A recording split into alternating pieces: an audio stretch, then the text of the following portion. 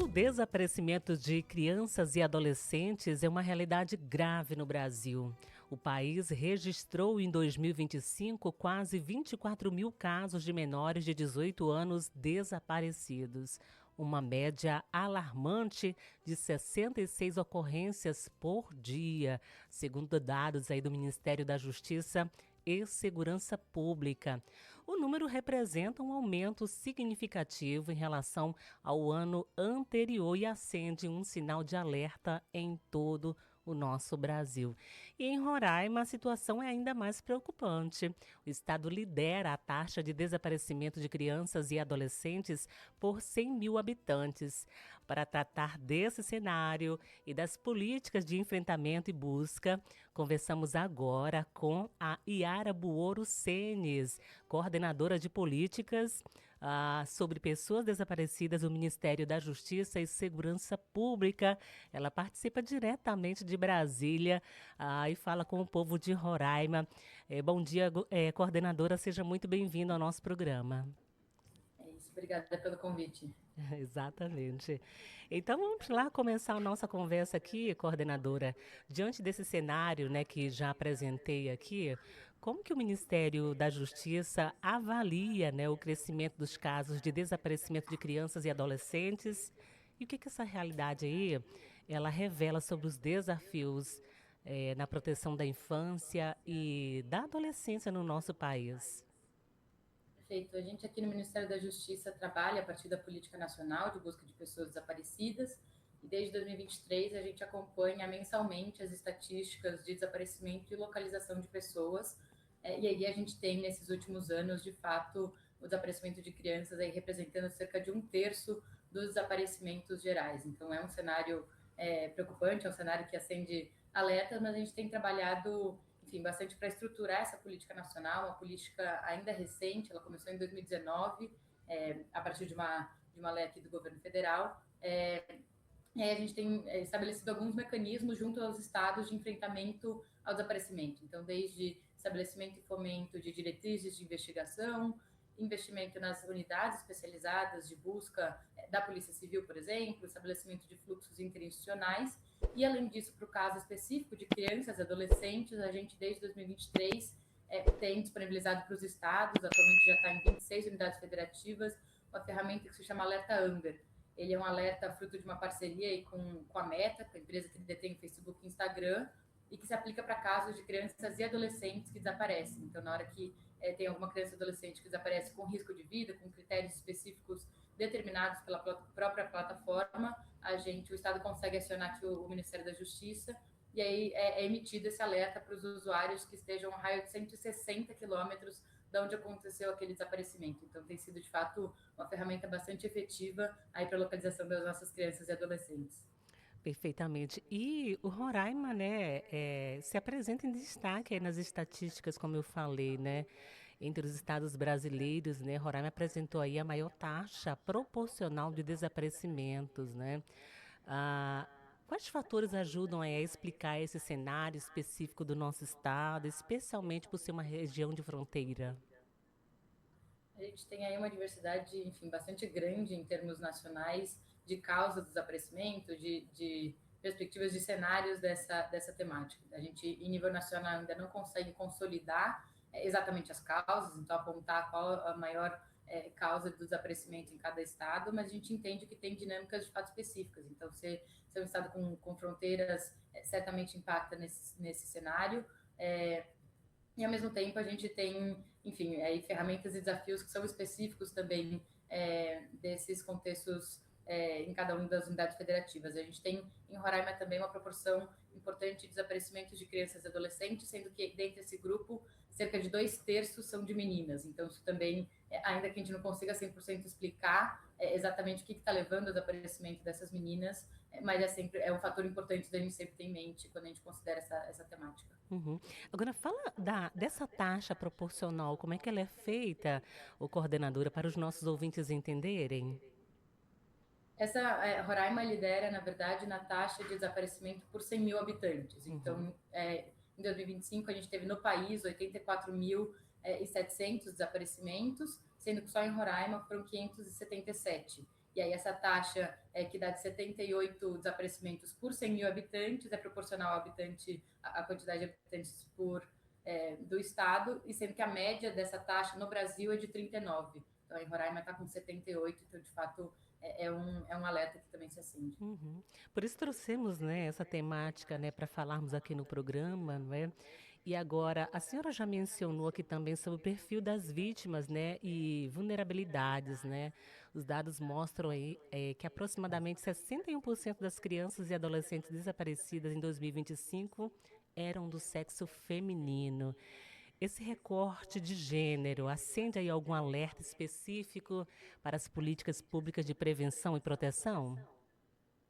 Isso acende certamente. Então, nas unidades operacionais, isso é um fator que tem que ser levado em consideração. A gente tem que, enfim, também entender essas vulnerabilidades mais específicas que acometem meninas, principalmente, né, crianças e adolescentes. E enfim, o que chama mais atenção é que esse é um perfil que se apresenta quando a gente fala de crianças e adolescentes. Quando a gente está falando de desaparecimentos das demais faixas etárias, é o contrário. Então, se a gente considera de criança a adulto, idoso, 60% daqueles que desaparecem são homens, são de sexo masculino, e essa taxa de maior proporção de meninas se apresenta só quando a gente está pensando em pessoas menores de 18 anos. Então, de fato, que a gente ainda tenha muitas perguntas para se fazer em relação ao fenômeno, é de fato chama atenção, e é importante a gente estar atento a isso. 9h38 em Roraima, 10h38 horário de Brasília. Estamos conversando ao vivo aqui com a Yara Buoro Senes.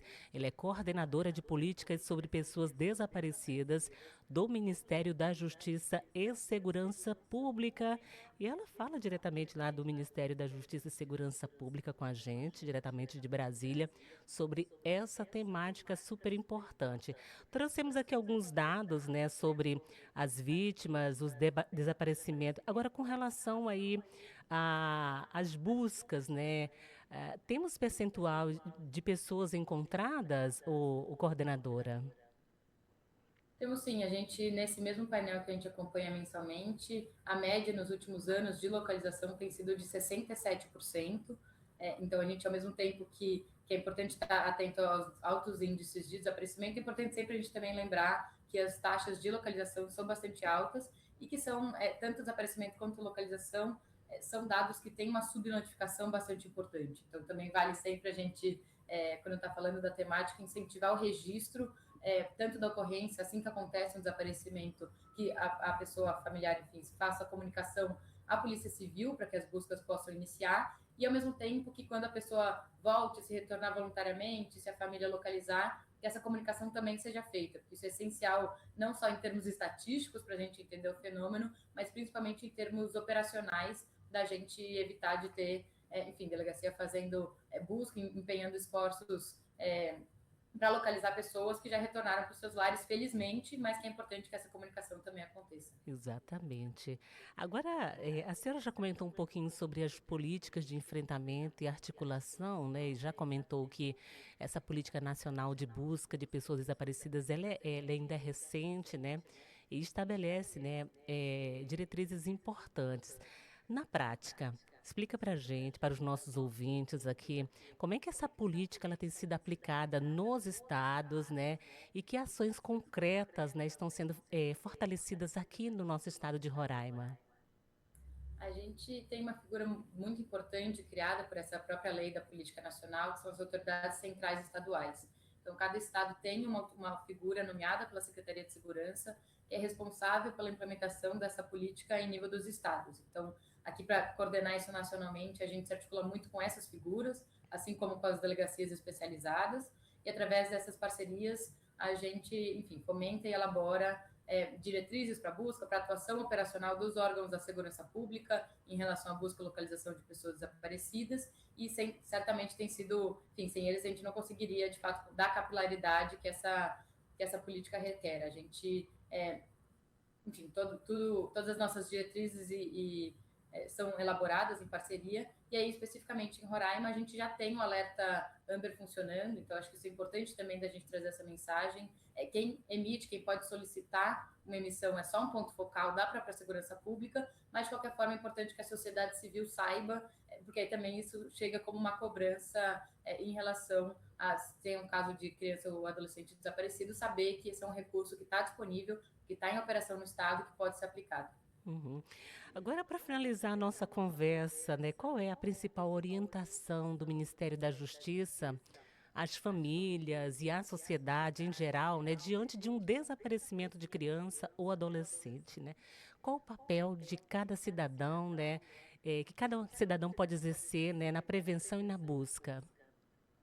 A principal mensagem, sem dúvida, é a importância do registro imediato da ocorrência. Uhum. Então, a gente ainda tem aí um mito, uma sensação falsa de que tem que esperar 24, 48 horas para registrar um desaparecimento. Isso não existe, nunca existiu, e é justamente o contrário. Então, quanto antes for feita a comunicação formal às instituições de segurança pública, um boletim de ocorrência que pode ser registrado em qualquer unidade da Polícia Civil, inclusive através da internet, mais cedo a gente vai conseguir que as buscas e investigações de fato se iniciem, maiores as chances de localização dessas pessoas. Então, certamente a primeira mensagem e a principal de registrar imediatamente essa ocorrência e no momento dessa comunicação formal que a pessoa, enfim, que a familiar que está fazendo esse registro leve o máximo de informações possíveis sobre o caso. Então, é importante descrever, por exemplo, qual a rotina daquela pessoa que desapareceu, onde era esperado que ela tivesse, qual o horário que ela, enfim, deveria voltar da escola, deveria voltar do trabalho, que roupa que ela estava usando naquele dia.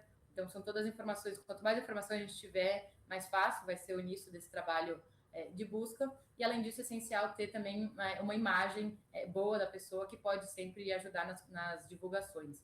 E aí, acho que a última mensagem, em termos do que fazer quando uma pessoa desaparece, é tomar bastante cuidado também nessas divulgações. Então, as divulgações em cartazes, redes sociais, são muito importantes, são sempre aplicadas, mas vale para os familiares uma dica de colocar preferencialmente telefones da própria segurança pública, da Polícia Civil, para receber eventuais informações sobre aquele caso, de forma a evitar, enfim, ou vulnerabilizar mais aquela família que já está, enfim, desesperada, sem saber o paradeiro do seu ente querido, e a última coisa que a gente quer é que você receba trotes, etc. Então, tomar cuidado também, não divulgar números pessoais, endereços, nessas divulgações é bastante importante. Orientações importantes, né? Aproveitando ainda a sua mensagem final, com relação à prevenção, o que que as famílias também, né? Que atitudes a gente pode tomar, né, com relação a isso?